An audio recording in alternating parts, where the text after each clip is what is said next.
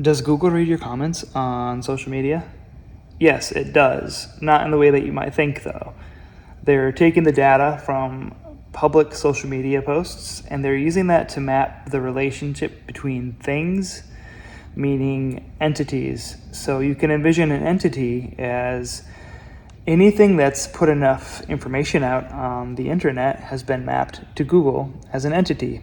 Your business could be an entity, you could be an entity, an idea could be an entity, and what their new system is doing is looking at the relationships between these things. So your relationship to your business, your relationship to other people, to other businesses, if you've been mapped as an entity. Now, the way this works technically is they're looking at sentiment and reputation. So they want to see what the sentiment behind the entity is. So if thousands of public comments link to a specific brand entity, like scam or broken, it could negatively impact your authority. So let's say your business has that. The machine is now weighing this. It's also looking for things like trend discovery, and it's trying to update its knowledge graph. So I like to explain this via my character profile framework, where Google is effectively tracking your character profile now. It's an easier way to visualize the concept of entities, as that technical jargon can be a bit much for most people. And recently I've introduced the idea of the Mesocluster. So this is a shift in how we understand our digital presence. So just like humans, the machine, it's reading our language in clusters. So does that sound familiar? If you work in marketing, you probably are aware of the concept of a topical cluster for your website, for traditional SEO. So the easiest way to envision this is our clusters, they span across everything now. Your LinkedIn, your social media, your entire digital footprint. And the machine, it's mapping the relationship between what's cited in a case study versus what a customer might be saying in the comments or on reviews. And it's looking to see if they align. So just like bodybuilders who have long mesocycles, the system is looking at the clusters of your activity online over time. So it's not about a single post. It's about the total digital body language of your brand. Just like a single lift doesn't define your physique, the cycles over time do. If your case studies say one thing, or your website or your social media says one thing, but then the customer comments and social media engagement say another, your digital body language is effectively fractured.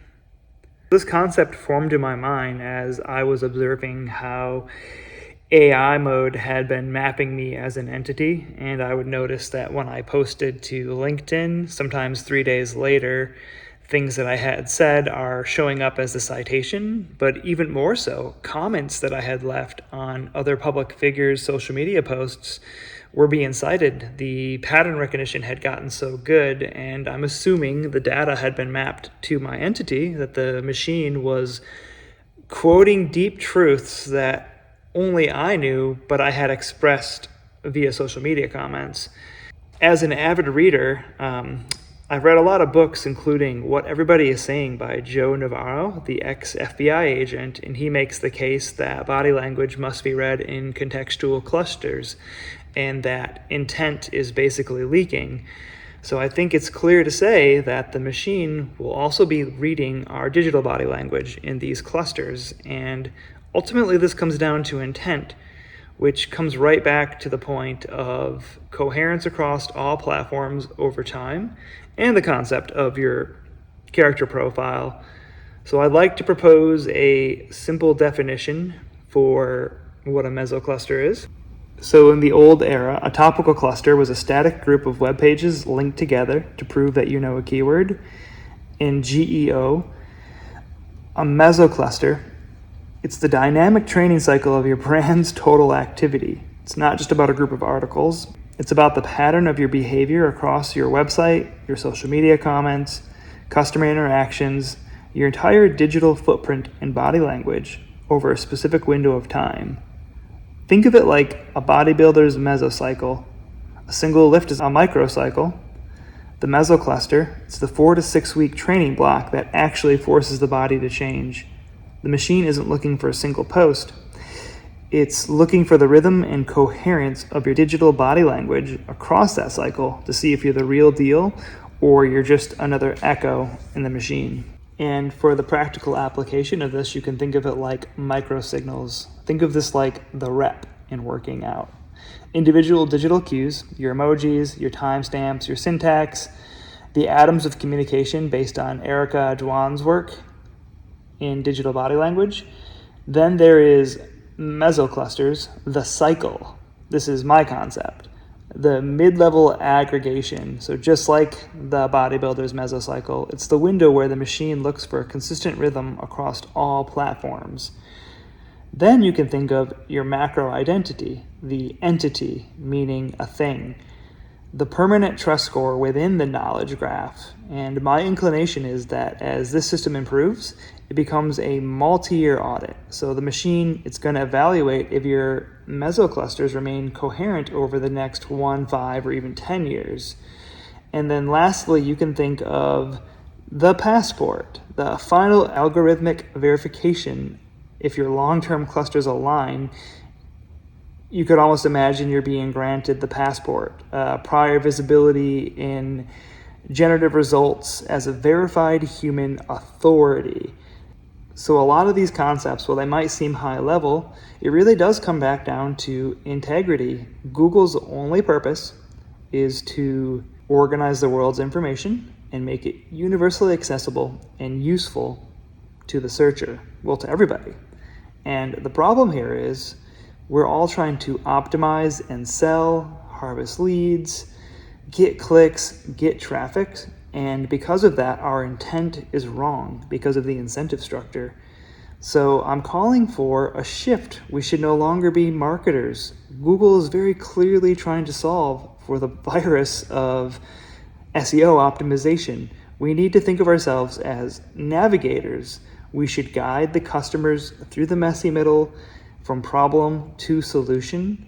We should work with our clients to dig out the real information from the real experts, whether that's from the sales room floor, the founder who's building or solving a problem, or the service provider who is going to produce the outcome that the customer is looking for. I would even say you should go as far as getting your hands dirty and trying the products yourself if you're going to be a third-party agency working with somebody to produce marketing. Ultimately, we have to stop being marketers. We have to become navigators. We orient the customers, but likewise, we have to orient the machine. And we orient the machine over time. Use first principles logic, use systemic thinking, move people through causality, but also guide the machine. And we also have to consider we're now guiding this machine not just on the website, not on any single platform in isolation. It's your entire digital footprint. So moving forward from 2026 and beyond, the mesocluster is going to be a massive advantage for any brand that realizes everything you do online is being recorded and mapped to your entity. You can post for your customers, but you have to realize the machine is reading what you write, it's reading what your customers say about you, and that has to be coherent. Without coherence, we won't be understood, and when Google does eventually end up being this system that only recommends, like a recommendation engine, if you will, if you're not coherent, you're not going to get recommended. And I think most people also miss the fact that most LLMs are training off of Google. Google is the gatekeeper between you, your customers, and all the LLMs. So if we ignore their core mission, we're going to fail. Anyway, I hope you found this helpful. Leave comments if you'd like to add to the discussion, but we have to start thinking about clusters across the entire web with the concept of the mesocluster.